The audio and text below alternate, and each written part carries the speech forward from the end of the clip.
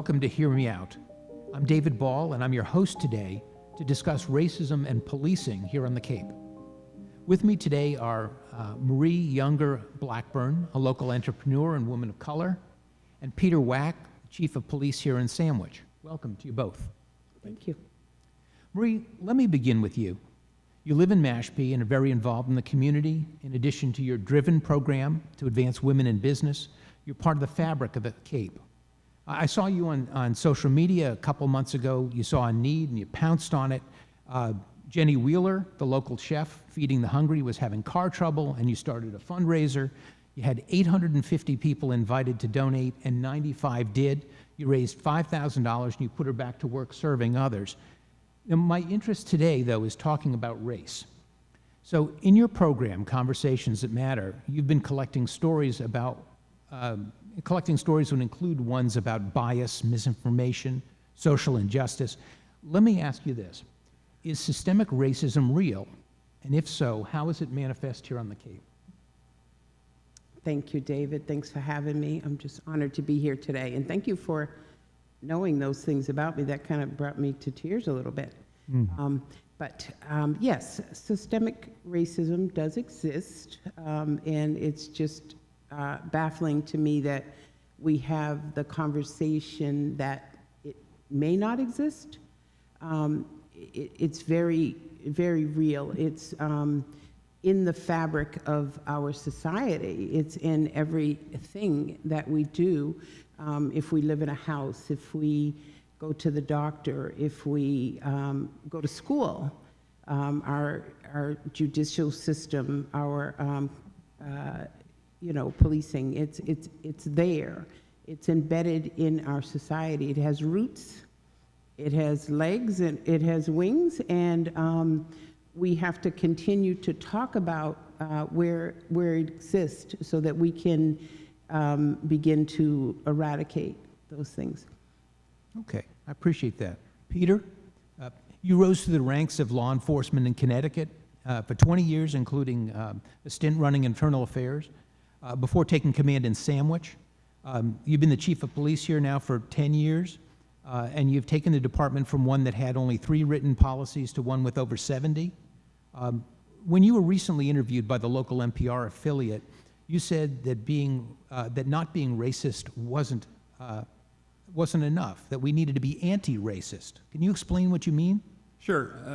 Shortly after George Floyd's death, a pastor down in the Atlanta area, Andy Stanley, spoke about racism.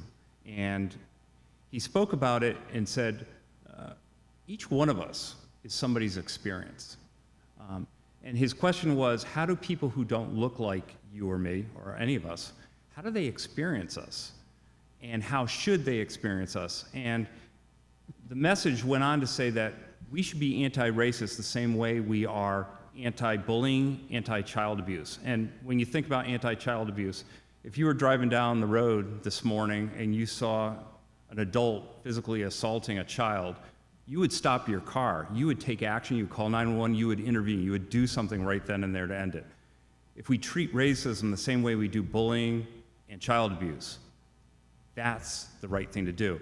And simply saying that you associate with people who don't look like you, or simply saying that you know the facts isn't enough. What he encourages is that we develop friendships, develop the conversations like we are today, and start learning from each other how we can start changing in the beginning, in the grassroots. And as we walk out of any situation, we should think, what experience have we given to somebody who isn't like us today?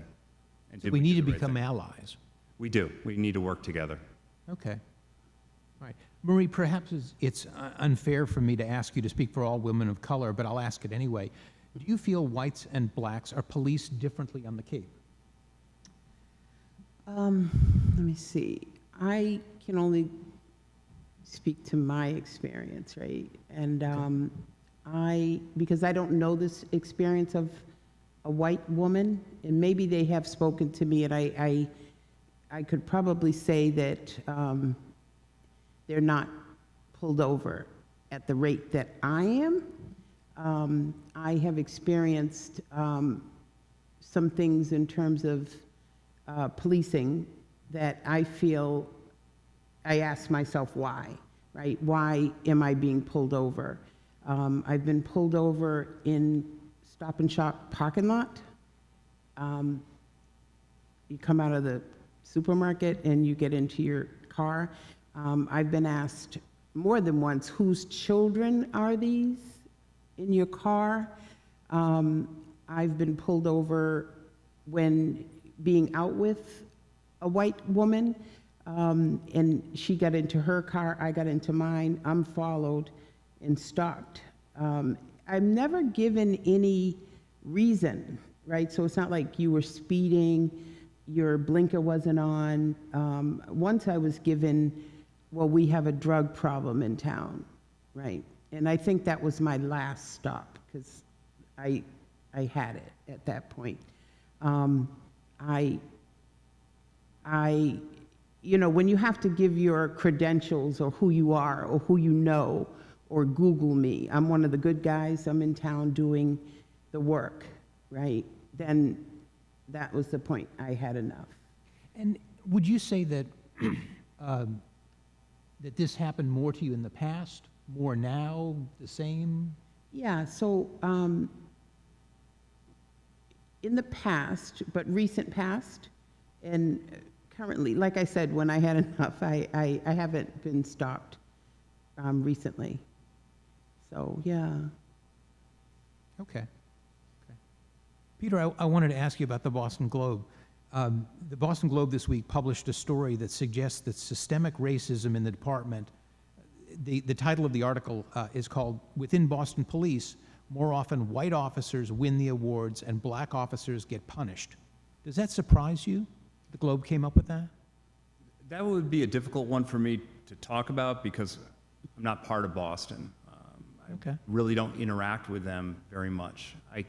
We talked about earlier, I came from an agency with about 1,200 law enforcement officers, and our classes, our groups, we were very integrated.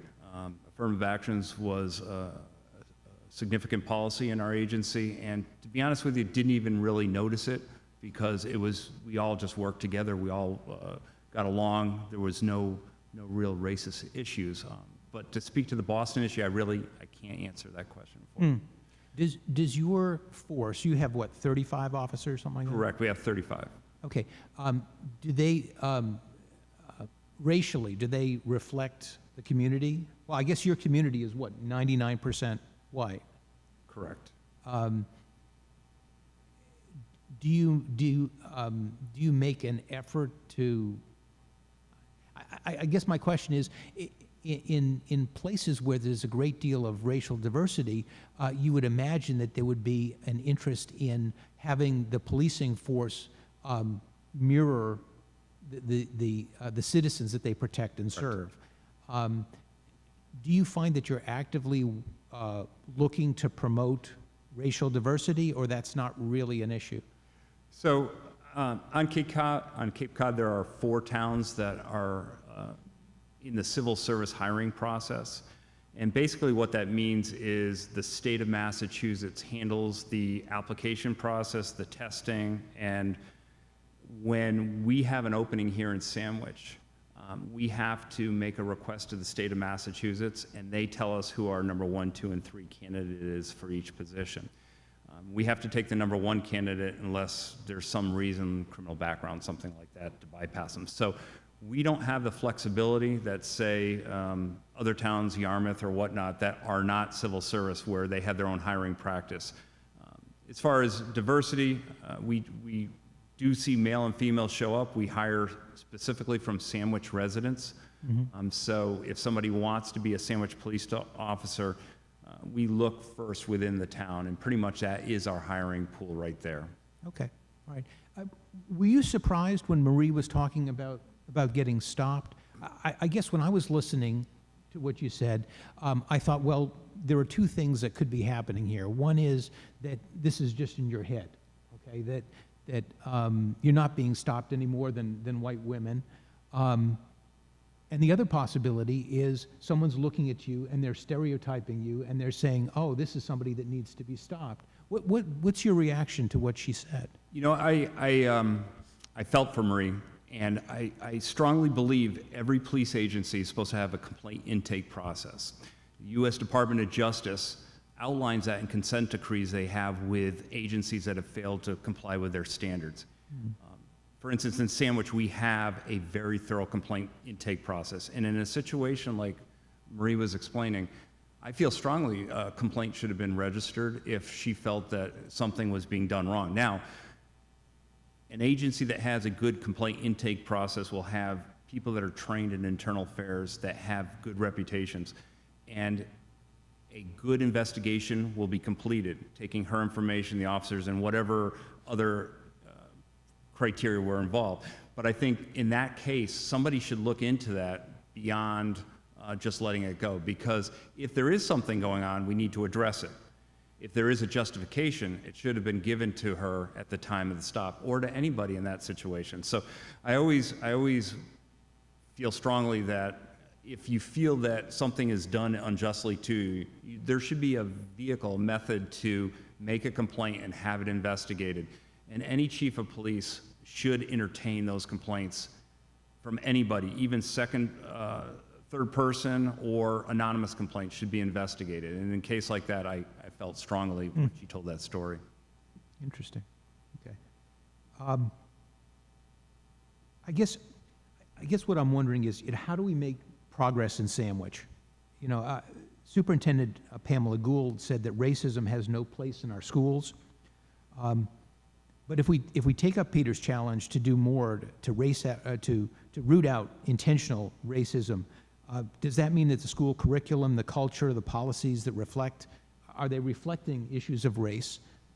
Where do you think we can make progress in this community? Because it sounds to me, and correct me if you get a different impression, that that overt racism is not a big issue in Sandwich in terms of policing, that the relationship of policing to Sandwich is certainly a lot better than in many communities. But I think we're also seeing that there is systemic racism, and it exists in Sandwich as well. And where are our opportunities to make things better? What do you think? When I first came to town, No Place for Hate was established here in Sandwich. At the time, they didn't have a place to meet. We had them meet in our police station. We actually went to their meetings. And there was a lot of good happening. There was curriculum that was being introduced to the schools. There was educational material that was going to the community. Since that time, that group doesn't, I don't even know if they exist or they don't meet as much, but they were doing a lot of good. There was a lot of conversation at the table, and it was being brought out to the community. And maybe the group felt that they had met their goals, but information sharing, discussions, and education are really important with topics like this one. Marie, what do you think? So I don't live in Sandwich, but I worked You're the next town over, right? I'm in next town over. I worked in Sandwich for many years, and I did live in Sandwich for one summer. So I worked at a camp here. Many friends in Sandwich, and actually it was my desired town to live in when I was looking for my first home. And I just wasn't able to get past the telephone call for, meetings or showings for rental at first, and then home ownership. So the town is very white, a very nice town. I've never had a problem in Sandwich with a police officer, at all, and I appreciate the town. However, I do feel there's a reason why it's 99% white, right? What those reasons are, I don't know. I have a hunch. Maybe it's social economic, that it's a high tax base, and it's not the most affordable town. It's an older, established town, and what I think that can continue to happen is, like we're doing right now, have conversations, have people who may be in this town who are of color continue to speak up and speak out and speak with their school system, their police departments, etc. I do know of several people who have had problems within the school system in feeling the racism there and not wanting to go back. I've had these real conversations with people, and not one, several, different ages, raising their children or being in the school system. But I really think the biggest issue here is socioeconomic, and where people fit in this community. And I do think there are more people of color coming into the community, yeah. So, and hopefully it will continue, to become more diverse. Well, I wanted to ask you about that, because you were on the Housing Authority, right? Yes, Yeah. in Mash. So, yeah, in Mashpee. And I wonder, when a place is 99% white, is that a function of there not being enough affordable housing? I mean, is it that, or is it that, I guess, I don't want to see a problem that doesn't exist, but by the same token, you don't want to ignore something. And so if you see a place that is 99% something, is it because there is an active effort to exclude people, or is it because black people don't have personal wealth and Sandwich is an expensive place to live? Or, I mean, what's your feeling? I think it's a combination of that, if we're really going to be real and honest. It takes a certain amount of wealth, right, to be able to live here. And also being a person of color, if you're moving into a town that is 99% white and you have children, you want your children to have a diverse experience, and maybe that's not the town for you. I could just give you one example. So I raised my children at a local camp here and worked at that camp and had lots of friends here in Sandwich and just had a great time. But one of my really close friends, she was raising a family, and there was talk of affordable housing coming to town. Now, we're at her house, and she was telling me this story about there was talk of building affordable housing near her home. Her reaction was so shocking to me. I mean, tears. She started crying. She said she would move away to New Hampshire. This is all at the speculation of affordable housing coming in her neighborhood. At the time, we're young. She wasn't a woman of particularly, large means. They were a growing family, husband well employed. They could afford to live here, but they originally lived in like a one-bedroom schoolhouse that they built on. So I was just shocked and awed and hurt by her reaction. I don't know that I responded to her. I think I empathized with her at the time. I don't think I responded in any other way. I don't even know if I had the words to. But that was just so shocking. I was wondering, who does she think is going to move, next to her that would be so detrimental to her livelihood and well-being that it would cause the reaction to say that I will leave and move. Yeah, and I mean, are those people that are moving next door, is it because they don't look like her, or is it because they're poor, or what is the thing that would bother her? So I think a combination of, when people don't have the means, maybe they don't have the means to keep their property up, maybe the neighborhood would change in color. I think we all, if we're honest, I know I had to check my own self those biases. You know, we have renters that moved in next to us now.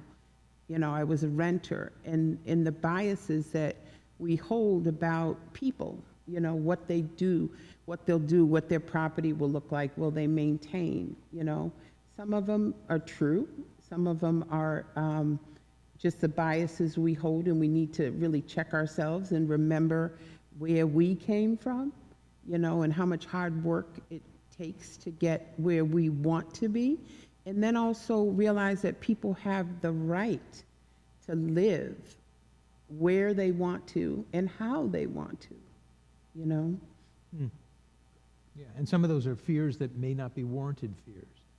Okay. Sometimes, yeah. Okay. You know, I was interested in both of your reactions. There were some things that I've seen lately about how we might change policing, not so much here, but nationally, about qualified immunity and about defund the police. Can you speak to those? Can you explain to me what those are and what your take on them is? I think just looking back at the discussions that happened initially, there were a lot of reactions after the unfortunate passing of George Floyd. Obviously, every one of us in this room are familiar with that situation. And a lot of different thoughts and ideas were coming out. It's interesting when you talk about qualified immunity. The teaching industry, your Department of Transportation employees, it applies to all of them too, and it's actually interesting. They're more concerned in place because police don't use qualified immunity as much as other government employees. What does it mean? What are the words? It's basically an immunity which is given to government officials when they take certain actions. And it was in 1982 the U.S. Supreme Court ruled on providing qualified immunity. So, you know, I've had discussions with our elected leaders about this and the defunding. And you know, one of the important things that I talk to our elected leaders about is we need to slow down and look at what is happening in our Commonwealth in Massachusetts. For instance, Massachusetts, if you try to compare Massachusetts to Michigan or some other place, you're going to see night and day differences with our training, with our certification process for police officers, with how we investigate misconduct and how we discipline misconduct. And with the challenges you face. I mean, you're... Right. Yeah. And so one of the things I had recommended is you almost need to come up with a benchmark system of what are the expectations of police departments. Do you want them accredited? Do you want officers certified? How do you want the system set up? And then look at each police department, police agency, because they're state and federal and county, within Massachusetts, and see, do we meet the benchmark, do we exceed it, or do we fall below? And then use that as the new template for how police departments should police themselves. Because I think you're going to find, especially here on Cape Cod, most of us are either trying to get accredited or are accredited.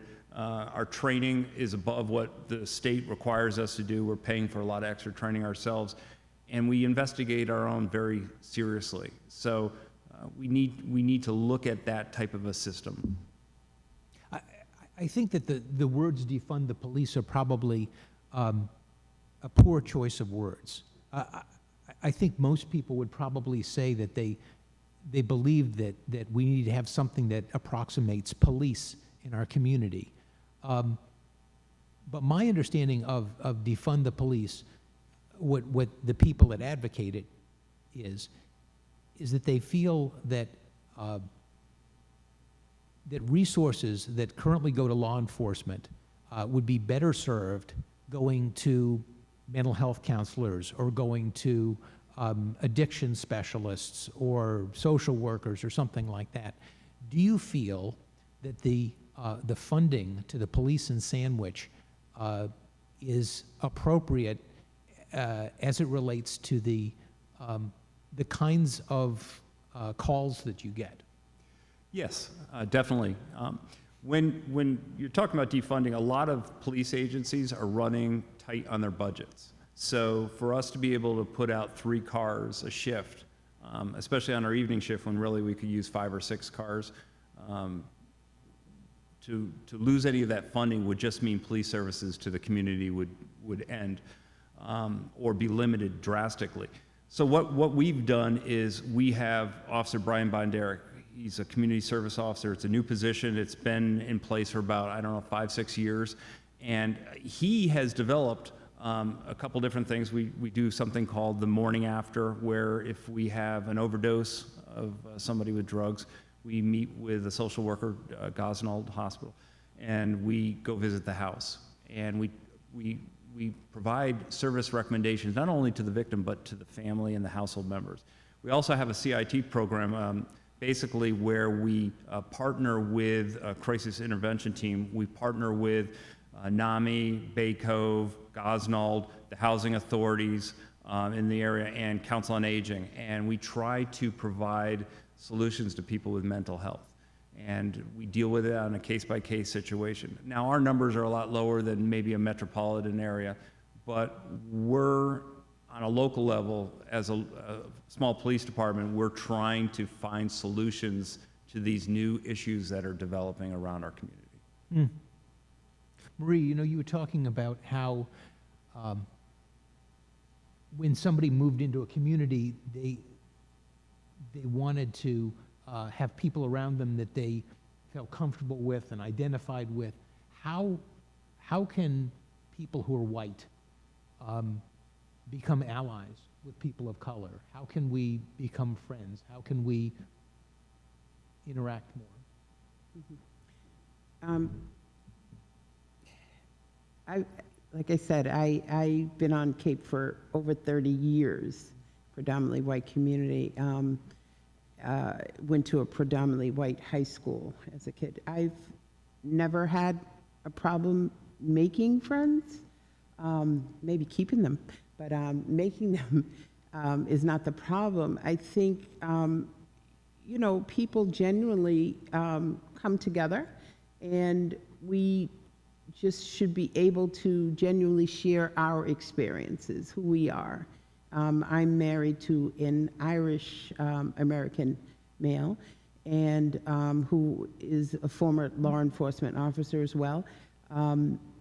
In the city of Boston, where we both grew up, we probably never would have met and come together just by virtue of the way Boston was segregated when we grew up. That's a speculation, I'm not too sure, but we probably wouldn't have. Yeah. And we came together on Cape, and we, like all people, you come together with something that unites you, right? A shared interest. So we came together in a shared interest and found out we have more in common than we do our differences. We're very compatible. What was his experience as a police officer and being black? Excuse me? What was his experience in his career? His career, he was a police officer with Boston University, and also a sheriff with the Suffolk County Department of Correction, a corrections officer. He was an empathetic, and his father was 18 years on Boston Police Force, and he was 22 years as a court officer. So law enforcement was in their family. Also, empathy was in their family, understanding of racial differences. My husband tells a story about his father's partner. When they had a call, the partner who was black would respond to the black community, and he would respond to the white community. I think at the time they found that was best. It worked for them. I kind of sat back and didn't understand that, but the more I think about it, in the time that it happened, It made sense. yeah. So my husband, he tells stories of just showing lots of compassion and lots of empathy, kind of not ruling so much with an iron fist. He tells stories about how he would make it known, that he was in control, but I respect you. I respect, and also to listen to their experiences. He tells stories of, when he had to take them to court, like going through their neighborhood so they would have a moment to be able to be home and to connect, and just different stories of really compassionate things that he would do, you know, and I respected him for that. I respect him for that. I know this current climate has had us have really difficult conversations, you know, and where I see his lack of compassion to maybe something that I react to, something on the news that I react to in a different way, his reaction may be a little different. But he's just a calm, even person anyway, so that kind of... Well, that's neat. So if we have diversity, we have the potential for having more compassion, because people have an understanding of other people's experiences that we might never have. I think so, and we have to listen. You know, my page on Facebook is called Let Me Tell You a Story, and I constantly ask the question, are you listening? So it's one thing to tell the story, but are you listening to the story? And we have had pretty much zero or very low percentage of people who challenge other people's stories. They're taking a stance of listening. They're not there to judge the story, to critique, you know, have an opinion or banter with people. They just simply listen. And I think that's something that we all can do within our neighborhoods and with our neighbors to acknowledge them. You know, I hear a lot of people say, I don't see color. I want you to see my color. I want you to know my rich history. I want you to know... It's a lovely color, by the way. Thank you. A lot of foundation. I'd like people to know my rich history, my family's faith, their struggles and their triumphs. You know, I want them to know how, as a family, we pray together. Education is a big, you know, the cornerstone of my family, and that, you know, how our successes, you know, in our struggles.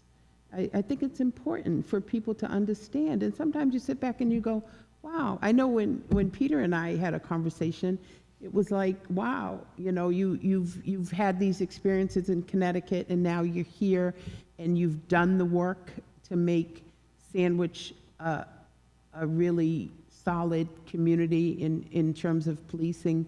And I see it driving through Sandwich, and I feel it, you know. That's honest, you know. And across Cape Cod, people are doing the work. And what I think, you know, we look at the big metropolitan cities, they have big city problems, right? Lots of people, lots of diversities, crime. But we are just a reflection of a big city. We are people who came out of big cities and settled into these quiet little hamlets, you know, and we have a pretense that we don't have the same problems, right? We have food insecurity, housing needs, we have homelessness, we have sexual abuse, we have racism, we have it all, but we are smaller, so we're able to collaborate with others and try to find solutions to those problems. So I think instead of saying, oh, it doesn't exist here, we need to acknowledge that it does exist here, but we're willing to do the work and then be a reflection on a national level, on how cities can continue to do the work, because they're doing the work too. The work is just so much bigger. Yeah, well, you see that with Jenny Wheeler. I mean, we have people who are hungry here, but we also have people who are part of the solution. Sure. And that's wonderful. And being able to look at the Facebook and seeing the work that you do and the work that you've done, and everybody loves you. Everybody brings you food. You have all these pictures. I don't know if you've seen it. Your Facebook page is full of thank you so much to these people who are appreciative of the work that we do and know that we have to eat too. So that's neat. I want to thank you both for coming. You're both a delight, and you're part of the solution. And it's clear, I think, to all three of us that that even if there isn't an intentional malice, the fact is that people are disadvantaged, that there is systemic racism, that it exists even in places that are almost entirely white. And that we all have to work to make things better. I just wanted to share with people how I was asked to come and host this today, this conversation. I'm with a group called Braver Angels. It started about a week after the 2016 election, where a guy named David Blankenhorn decided to bring together 10 people who voted for Donald Trump and 10 people who voted for Hillary Clinton, and to see if they could have a civil conversation. And that was a tall order because there was a lot of acrimony associated with the election. And he brought in a family therapist from the University of Minnesota and created a red-blue workshop teaching people about stereotypes and about how to ask questions of authenticity. And it was a very successful weekend. And since then, Braver Angels has become an organization with well over 10,000 members. It's the largest civility group of its kind in the country. And we're actively involved. We have been since 2016. But as you can imagine, we are more divisive in our society than we've been at any time since 1850, since before the Civil War, according to Pew Research. And so we have a number of programs, the Red Blue Workshop, we have a skills workshop where we talk about how to listen and how to use I statements, where instead of telling people these are the facts, you can say, this is how I feel. And that's not something you can argue with, it's something you just need to accept and respect. So our group works on understanding and on compassion and civility. We have debates, and our debates are a little bit different from your high school debates or your presidential debates, in that the object is not to win, it's not to defeat the other side, but to add something to the conversation. I understand this is what you feel, or this is what you know, and there's this. So our latest offering is entitled Depolarizing Conversations about Race. It's a skills workshop for difficult but necessary conversations between white Americans. And by that I mean that it's not that it excludes people of color, but the principal work of race relations in America needs to be amongst white people. And well, in Braver Angels, we welcome African Americans, Hispanics, Latinos, people of color, to help us to understand racism and to work towards making a more just society. The work primarily, at least in that course, is one that whites need to be doing.